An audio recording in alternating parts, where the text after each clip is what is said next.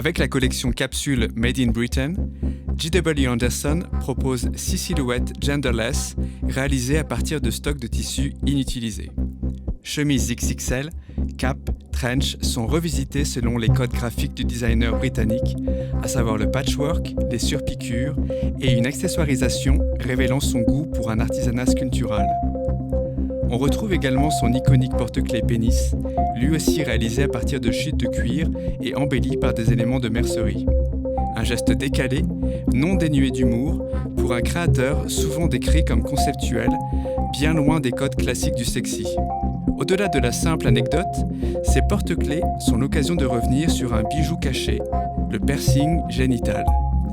Réalisé pour des raisons aussi bien esthétiques qu'érotiques, le piercing génital, plus précisément la padravia, tirerait ses origines d'Inde et est mentionné dans le Kama Sutra comme un moyen de stimulation sexuelle du partenaire. Percé en haut, par-dessous ou en travers, anneau ou tige, les variations sont nombreuses. Ainsi, le mousqueton métallique des porte-clés J.W. Anderson rappelle le piercing dit du prince Albert, anneau métallique inséré dans le gland.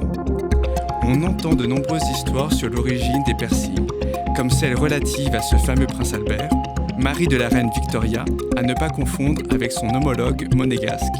Mais il semblerait que ces légendes urbaines aient été alimentées par Jim Ward, célèbre perceur américain qui lança le piercing tel qu'on le connaît aujourd'hui, et ce, à la fin des années 70 aux États-Unis. Son ami et associé Doug Molloy eut l'idée de créer une histoire et des noms marquants pour chaque piercing afin de les rendre plus désirables. Et c'est ainsi que d'illustres personnalités se retrouvent affublées, à tort ou à raison, de spectaculaires bijoux intimes. Drôle, mais pas si innocent, les porte-clés de J.W. Anderson rappellent que la mode peut autant dissimuler que révéler.